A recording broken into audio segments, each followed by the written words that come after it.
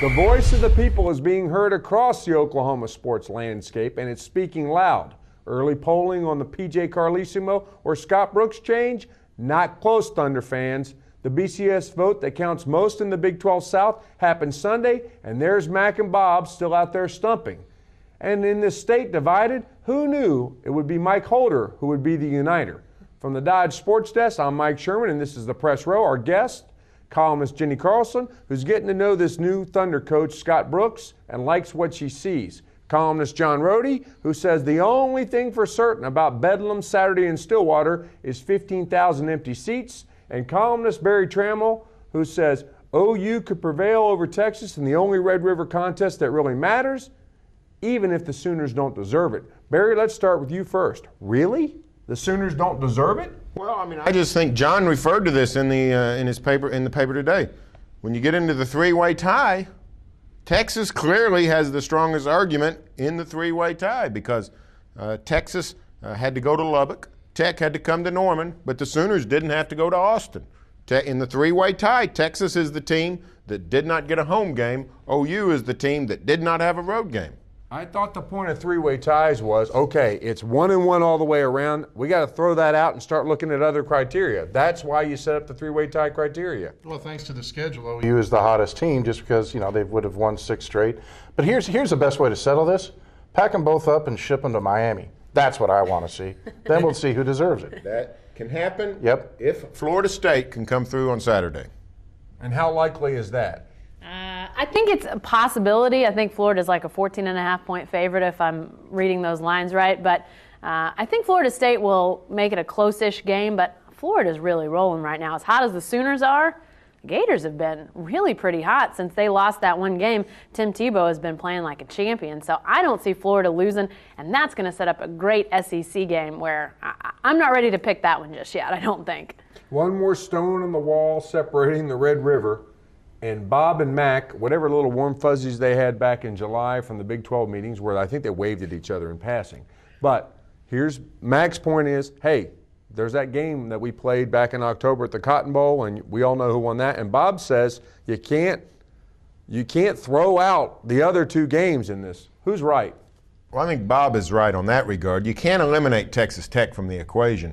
What's interesting is one reason Tech is being thrown out is because they got beat so bad. Well, they got beat so bad by Oklahoma, so if you're going to penalize Tech for losing so bad, you got to reward Oklahoma for winning by so much.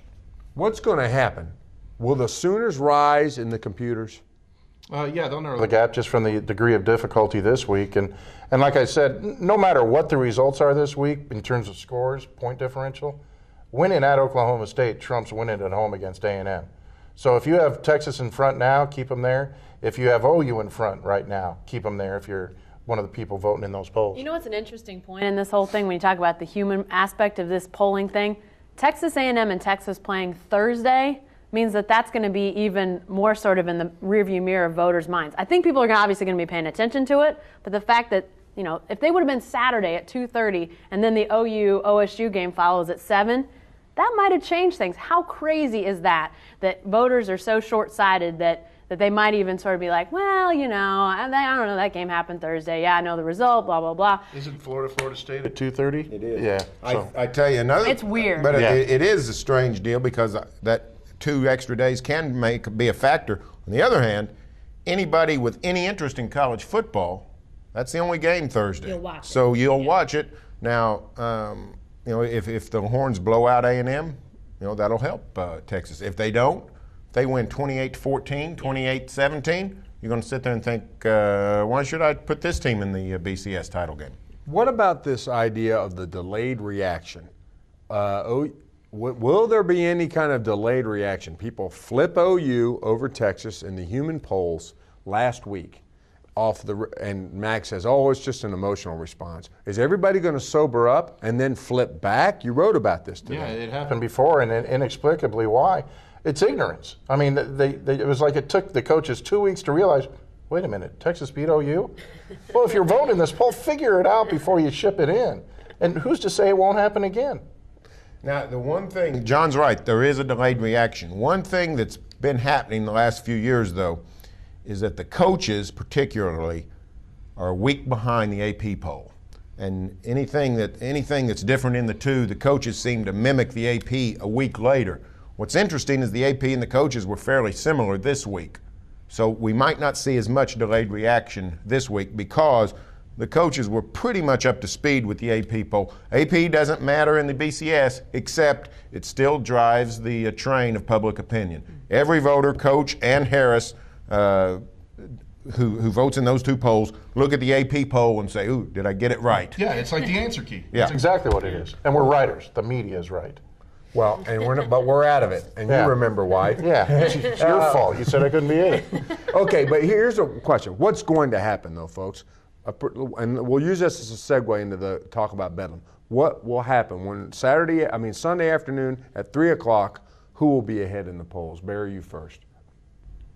I think OU will pass them. I think the computers are going to bump up OU enough because of playing OSU on the road. It's a biggest game. If OU wins, it's the best win of the Big 12 season. Best win right now is OSU at Missouri. Winning on the road is difficult. This will be the best win of the Big 12 season. I think that bumps OU ahead. John? Agreed, 100%. Yeah, I think pretty much, unless it's a really close game in College Station, which I just don't see happening. I think Game's in Austin, though.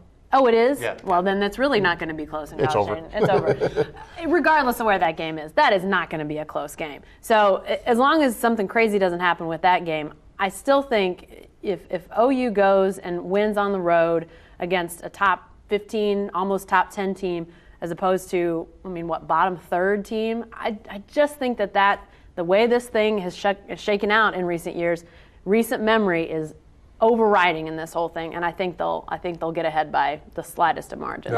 Texas had that run, and that monster run of 4 straight weeks. They were 1 second shy. 1 second shy, and now they're paying the price because they're playing weak guys.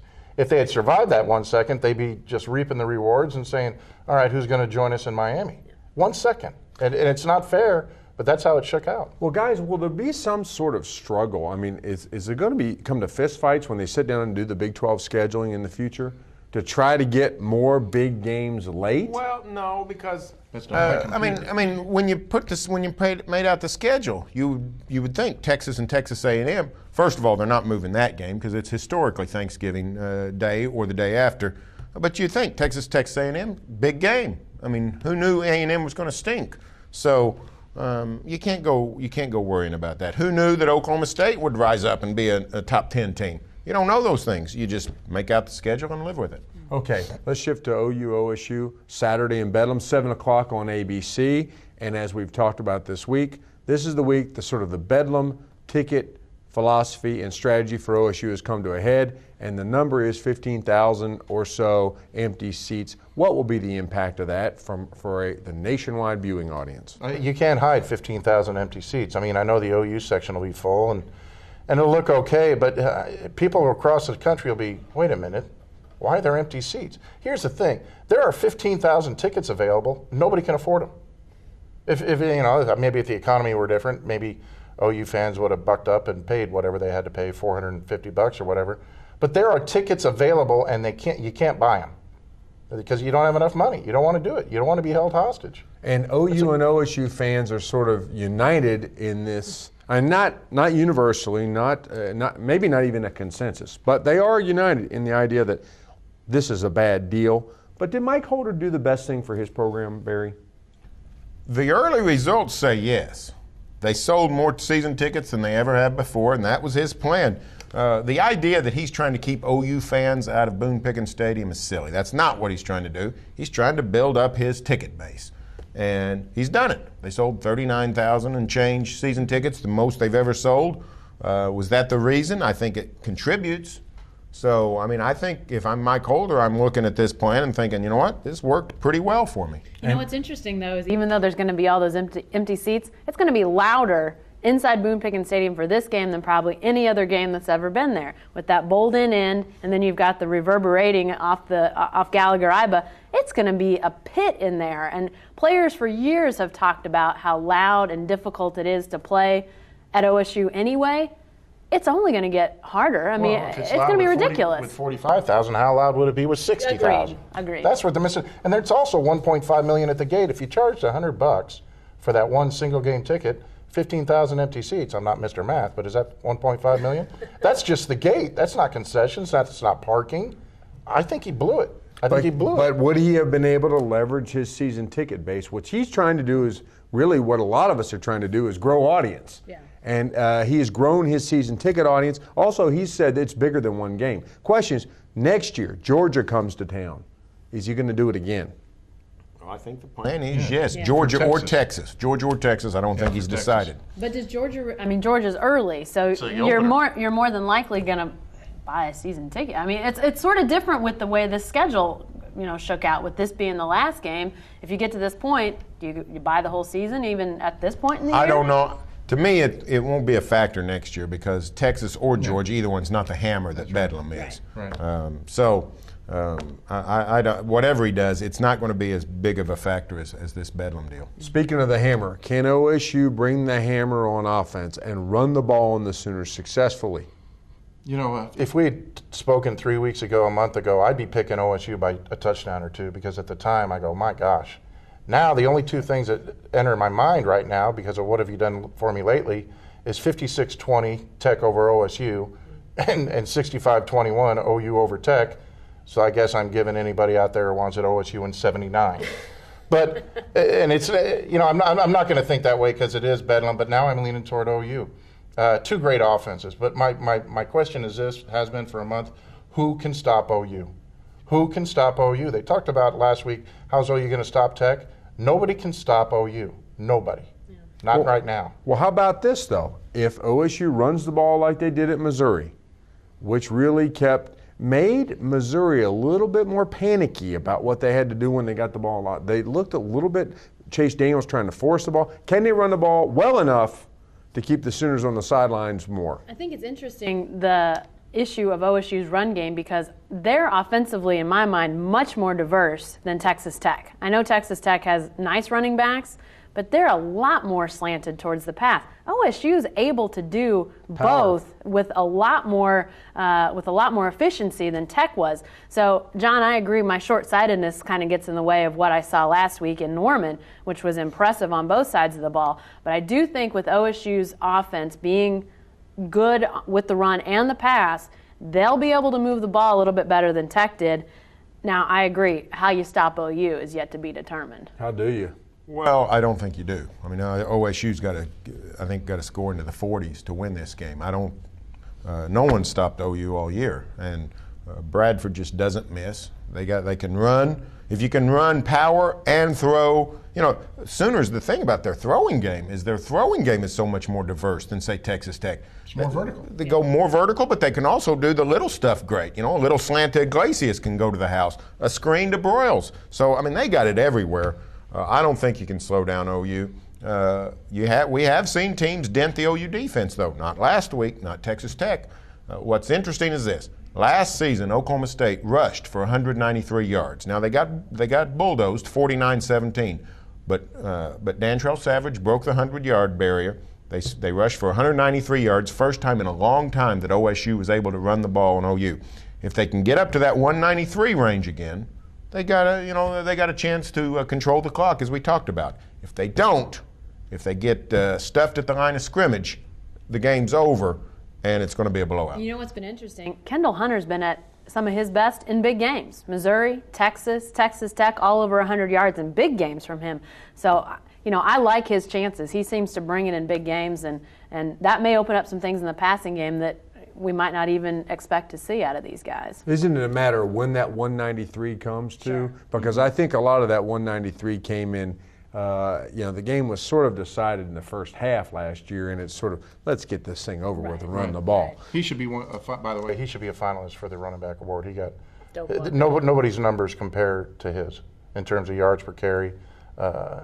He got jobbed. He really did. Speaking of a guy, he's walking in the tall grass, not his own fault, but Dez Bryant, one of the premier offensive talents in the country, yet to have that big game in a big setting. What about Dez Bryant? I wonder whether the deep ball is in OSU's best weapon, and whether the jump ball, which OU defensive coaches so disdain and talked about it a couple trips ago up to Stillwater, whether that is an OSU's best chance to beat the Sooners. Well, I think it might be. Sooners have been susceptible to the deep ball. Des Bryant, no touchdowns against Missouri, Tech, or Texas. Got a decent amount of catches. I think he's got 17 catches in those 3 games, but no touchdowns. So he definitely needs to produce. But the Oklahoma defense is playing better. The secondary is playing, I think, really solid.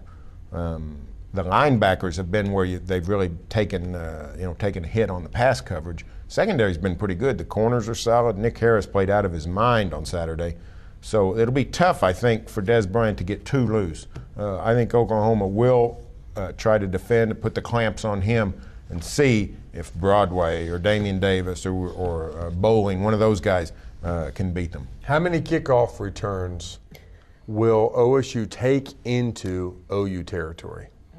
Ooh.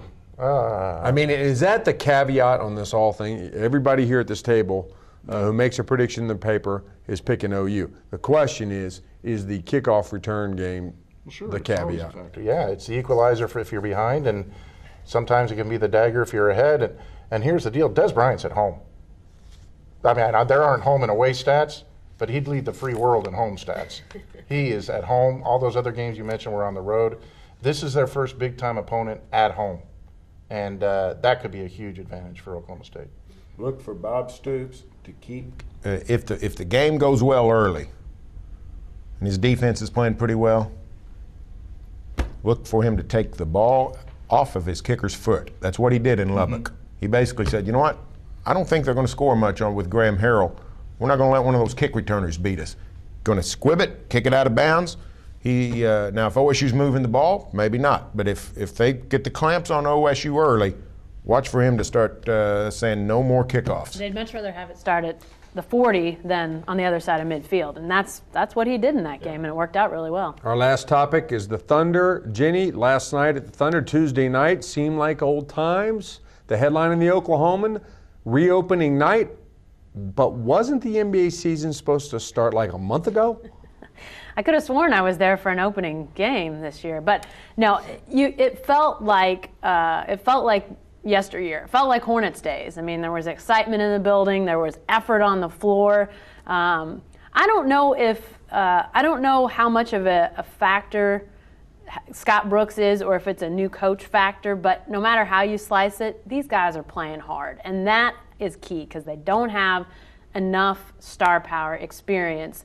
Go down the checklist of things that you need to win in the NBA to just win and not give great effort. They have to give great effort, and I think Scott Brooks has got them playing in a way that they've got a chance. You know, they're going to have a chance against teams again, and that was fun for people. That was fun for people to see.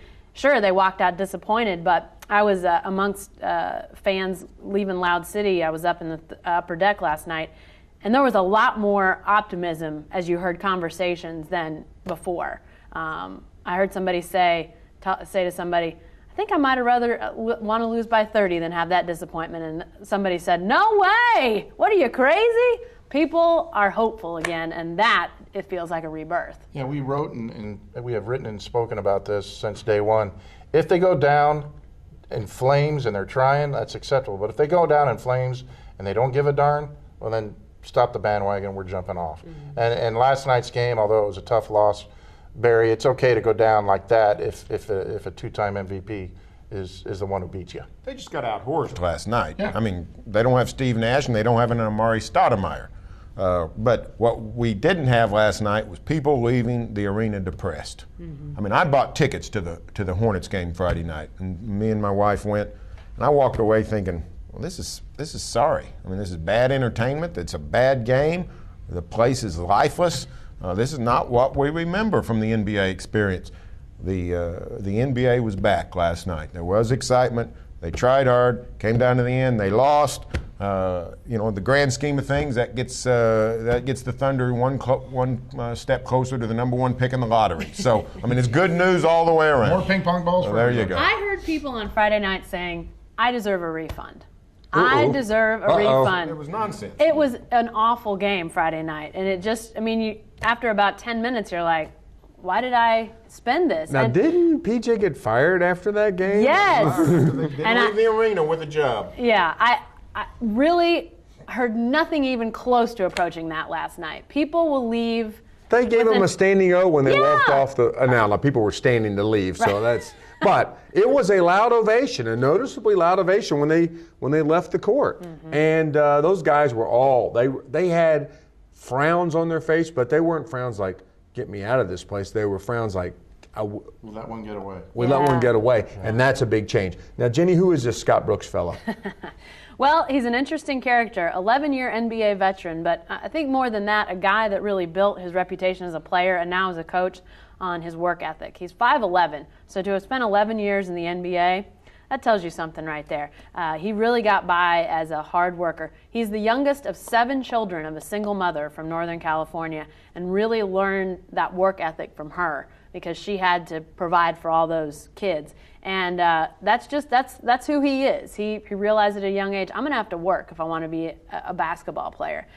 He said when he was first growing up, he thought, if I'm a basketball player, I'm going to be tall because all basketball players are tall. Little did he know, it had nothing to do with the sport he played. He said, my mom didn't tell me I was only going to be 5'11". So he fell in love with this game, and then he poured himself into it, and he's been doing it ever since. 11 years as a player. He spent some time coaching in the ABA, an assistant in the NBA, and now he's got his first shot as a head coach for the Thunder. It's sort of a rags to riches story, essentially. Around a lot of good people. I mean, teammates, Charles Barkley, Kenny Smith, Hakeem Olajuwon, Jason Kidd, experienced the highest of the highs, winning NBA title with the Rockets in '94, lowest of the lows, a season a lot like this with the Timberwolves a couple years before that. What do you think so far of him, John? And then they liked him in Sacramento. I think he took over on an interim basis up there for Musselman's suspensions, and then eventually when Musselman was fired.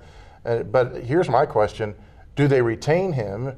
Obviously he's on trial here, Barry, but if they get to 20, is that going to be good enough? And if it's good enough, the manner in which they do it, I mean, he's on trial here, and he could be the permanent replacement. Or would your boy Avery Johnson be on the radar right now? Pass the ball. I can't believe the Thunder would invest the money in Avery that it would take. And Would Avery want to come? would Avery want to come? I really can't see why if he's got other options. This team's a long way from winning big. And finally, they may not need a new coach. I mean, for a guy, if he can sustain this, I mean, it's a remarkable transformation. It was a new team, same players, but a new team. How often does that happen? I don't know, but I mean, it was not anything you had to really study and look for. I mean, you could feel it, you could see it, and I don't know what the secret ingredient is. Maybe there's not one, but something happened to that team since the coaching change, and it's nothing against PJ Carlesimo. I don't know what the problem was. Wizards won with their new coach. They whoever did. That may be. Ed Tapscott. Okay, And thanks. I know a lot about that. I pulled that one out right there. See, this is your fault. The Thunder are here. They lose a coach, and then the second team to lose a coach, your Wizards. My Wizards. Hey, listen, American University's Ed Tapscott. But here's what's interesting about Scott Brooks. I wonder what you think about this. Okay, so 2 years ago, Clay and his ownership group buy the Sonics. So you got a new owner. First thing the new owner does when he gets a chance, he hires a brand new 30-year-old general manager. Now they're going to name a coach. And they start interviewing guys. One of the people they interviewed, Scott Brooks. They're trying to get an arena deal in Seattle. It's an established NBA city. Remember that title they won in '79? Remember the parade? We've heard about it. Okay, why didn't they just hire Scott Brooks then? Here's my theory. New owner, new GM didn't want 3 newbies who had never done what they're doing all on the same time. Does that sound feasible? I buy. I'm in.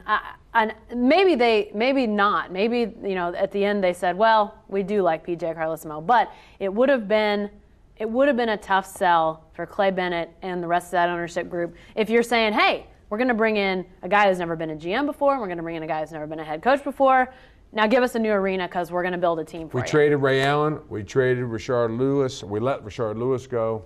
I might buy that if the established guy they hired was not PJ Carlesimo. I mean, not the most glittering NBA record of all time. I mean, PJ Carlesimo, I loved him while he was here, great to work with, but There's nobody in the league he excites. Yeah, but the NBA is like the NFL and a lot of other pro leagues. They just recycle. Right. It doesn't matter. Why. We found out why in this case a recycled coach is the way they go. Yeah. Safe. There's a lot. They needed a base hit maybe. Yeah. And the other thing with Presti was a good risk to take. Look at the remaking of this roster he's done. And Clay, they had already bought the team. So anyway, I just wonder about that, and I wonder if Scott Brooks wasn't put on the coaching staff as the coach in waiting, and now the wait is over. It's an interesting transformation. But John, bottom line, as Herm Edwards say, you play to win the game. Yeah. The Thunder, 1-14, 12 straight losses, and the mathematicians among us are going to start counting down to the 72, 73, 76ers. 9 wins. Yeah. When does that countdown begin? When you say it is, you're the boss. And but here's the deal. Remember, Scott Brooks worked alongside PJ. I'm sorry, Sam Presti worked alongside PJ for 5 years. Right. Who was an assistant at San Antonio. Right. So they knew each other well. I think that factored into it. I'm ashamed to say when the Thunder beat the Timberwolves, I looked at the schedule and I go, Lee, could that be their next win? Because they play the Timberwolves again on Friday. And sad to say, I mean, they play Cleveland tonight. Oh, yesterday. Sorry, we're on tape. But it looks like they're, thank God for the Timberwolves. And that's what it's boiled down to. So I think the talk could be a little Christmas time talk. Because, man, oh, man, doesn't 20 seem like light years away? 20 wins for this team? Really I'm with you. January. I think it's in poor taste to do it any time before January, for crying out loud. Make it a New Year's resolution. Okay, last question about the Thunder. Biggest loser in this coaching change. We see who the biggest winners are. Kevin Durant looks like the guy we knew in Burnt Orange. Jeff Green we're seeing his versatility. Russell Westbrook, you see all that. Who lost? Looks like Johan Petro to me. Started in no playing time. Johan no-go. Yeah. Obviously, Petro. I think Earl Watson's going to be the ultimate loser because it looks to me like that Brooks is more committed to Russell Westbrook's development than PJ was. But he's playing at a different pace, Watson. Last night was a different Watson. He looked good. It was, but that's still no reason to let him stand in front of Westbrook and get in the way of Russell Westbrook's development. So I think it obviously Petro, but next I think Earl Watson. Lots of winners. I'm going to also say I don't know about Robert Swift. I mean, I don't know that he's injured right now in a lot, but I just don't know that he's going to be able to play at that pace. Even though they weren't running, it wasn't, free throw, based on the baseline, they were playing fast in a half court. A lot of those two-man games out there, we'll see. Robert Swift showed us some stuff, but I just wonder if he's going to be able to keep up. Okay, last question, folks. Best Thanksgiving tradition. Barry, what's your favorite? Well, it's not my favorite, but I think it's a good one, and I hope we don't mess with it, and that's the Detroit Lions hosting an NFL game on Thanksgiving morning. The Lions stink. They've stunk for years and years. They had a little bit of rise with Barry Sanders, but in the last 50 years, Detroit has basically been the NFL's worst franchise. I don't think we should monkey with the tradition of Thanksgiving Day, though. We have so few traditions that we hang on to sporting-wise. We change things around. Detroit took the Thanksgiving Day game and made it into something, and just because their football team happens to stink, let's not mess with it. Let's keep the Lions on Thanksgiving Day. Jenny? And here I was thinking best Thanksgiving tradition, like the nap that I usually take during that second NFL you game. stole my answer. Oh, that's my favorite Thanksgiving tradition. Everybody laments turkey leftovers. I love turkey leftovers. So if you have extra turkey, go ahead and send it to me. I'll eat it. Well, I was going to say, when I was young, it was pumpkin pie. The older I get, it's the nap. But, I keep hearing about what kind of Thanksgiving are you going to have. It was always traditional with me. And then I hear people about getting lasagna and Swedish meatballs. I go, hey, I'm going to another country. I mean, I'm tired of the traditional because it makes you take a nap, just the ingredients and the turkey, for crying out loud. So I think I want to become a foreigner on Thanksgiving Day. I'm going to say stuffing as the biggest thing you put on the plate, not the turkey, the stuffing. Serve that first, eat that first, save room for stuffing. That's my favorite Thanksgiving tradition. That's all for the Press Row. We'll see you next week.